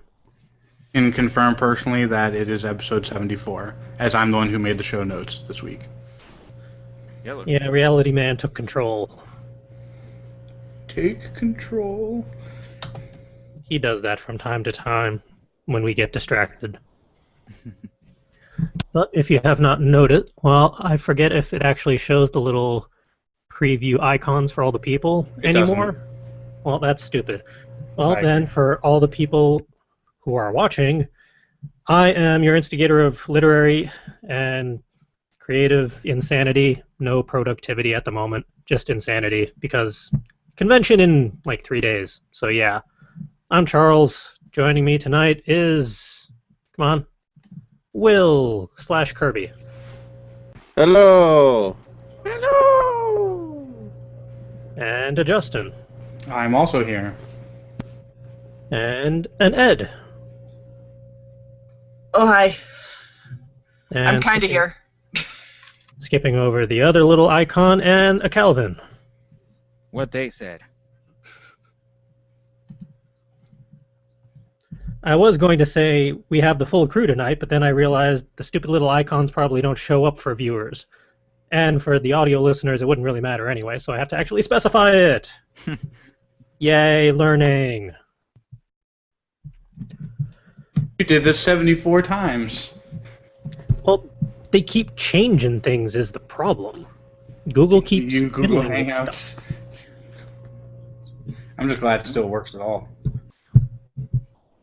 I did notice that there's like a 2-second delay when I actually select someone's little icon so they show up on the big screen, so Ah, it's probably because I'm running 2 computers at the same time on the same router, and that gets cranky sometimes. you should set 1 to 2.4 and 1 to 5.0 gigahertz. I would assume he has a dual band. I do. Aha. Next time. Excellent. Learning. We're professionals. Yeah, fountain pen. I don't know. I haven't even mastered a ballpoint pen, let alone a felt tip pen or a, God help me, a fountain pen. I have used a fountain pen in the past, but I think it was mostly for art and not for writing, so I was allowed to be kind of crappy with it. I was going to also say my second favorite one is a felt tip pen. This one is just from Sharpie. It's a fine point felt tip pen, but I'm always afraid of bleeding with those. if you have just normal weight printer paper or decent weight paper, there's not really much bleed through. It's only if you're having the cost-effective printer paper that it becomes an issue. What about, handmade leather-bound journals that use, like, the recycled paper? That's a crapshoot. Because it's thick, but it's also extremely porous, which I'm always afraid of. Yeah, that's why it's a crapshoot. It's best to do a test on one of the back pages or just in a little corner, see how the bleed-through effect is. How quickly does it dry, too? Because I smudge the crap out of everything the way I write. With the felt tip, within a second. With the fountain pen, depends on how porous the paper is. Yeah, that can take a little while. I've smudged my writing with those before without realizing it. I have yet to find a decent ballpoint pen that I like, because eventually the flow just gets screwed up because it travels in my pocket, it travels across states, on airplanes. Airplanes kill everything. Thank you, pressure changes. Airplanes have managed to kill my Fisher Space Pen, which it should Wow. not be able to do. I have one of those. It's amazing. Without fail, every time I brought one of those on a plane, it's killed that cartridge.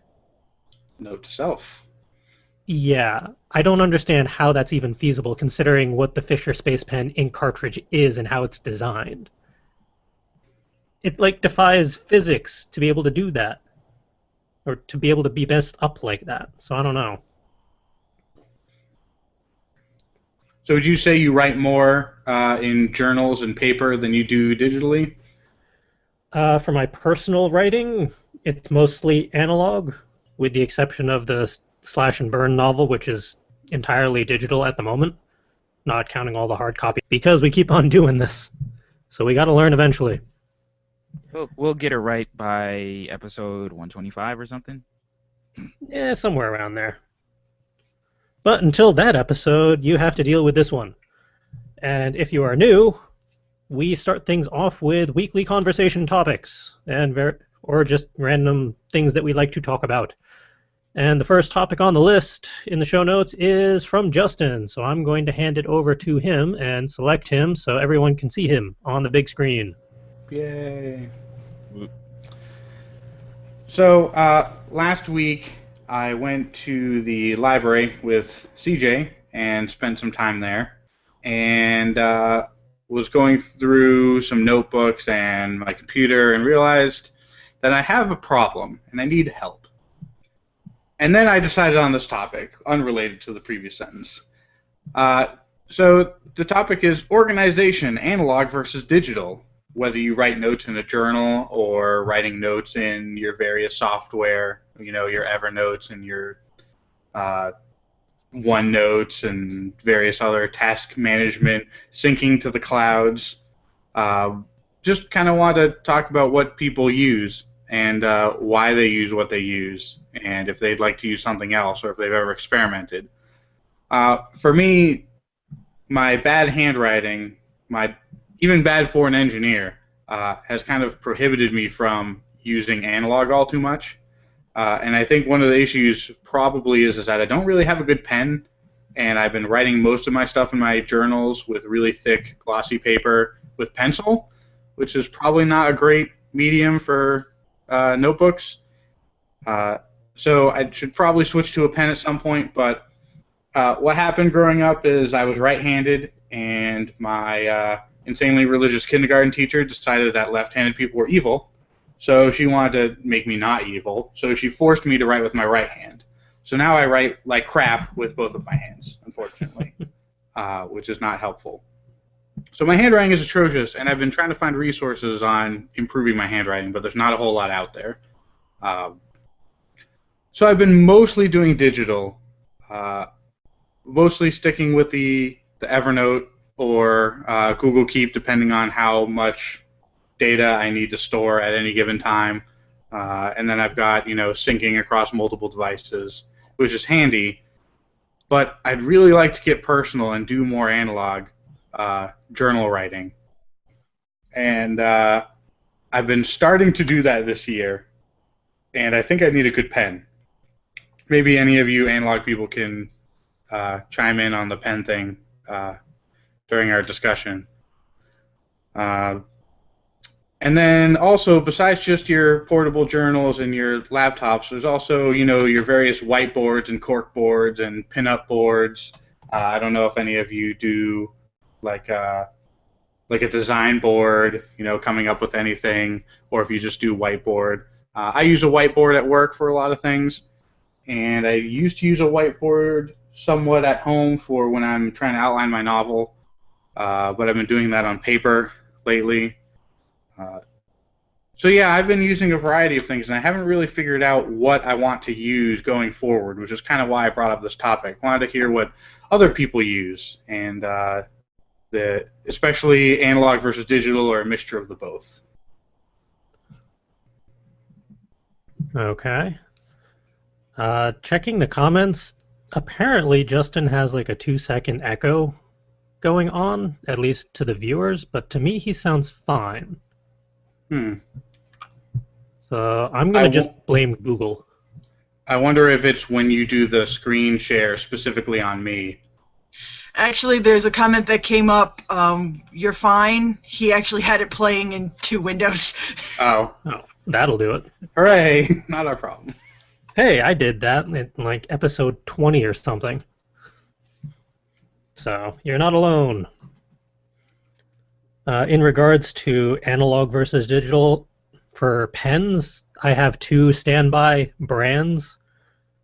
My preferred one is, that's not going to show up clearly, but it is the Pilot Varsity fountain pen.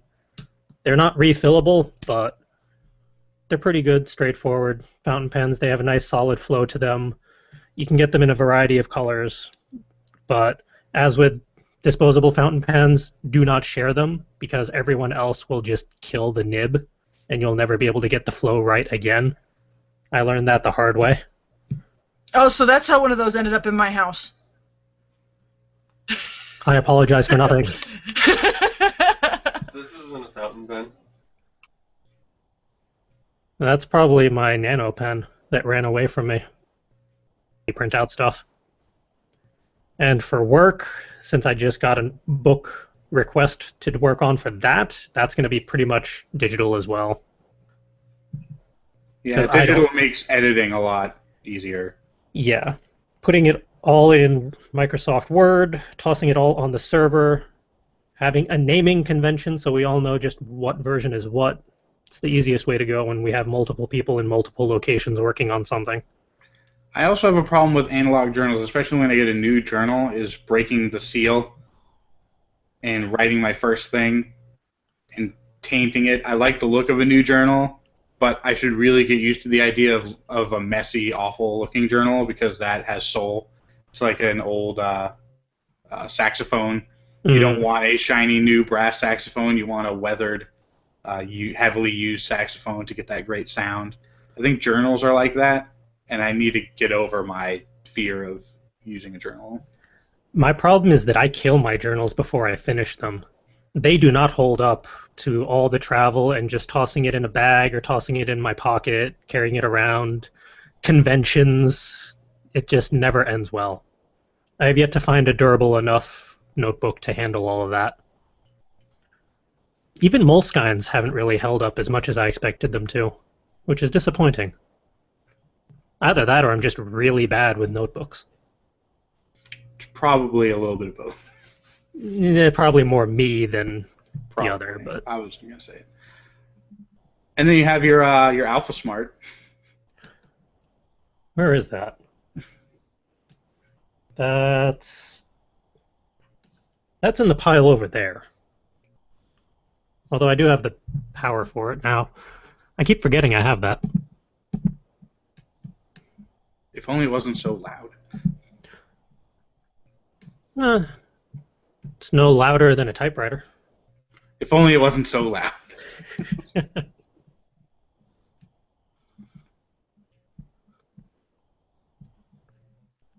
So what does everyone else use for? I feel cheap. I just use a Bic pen.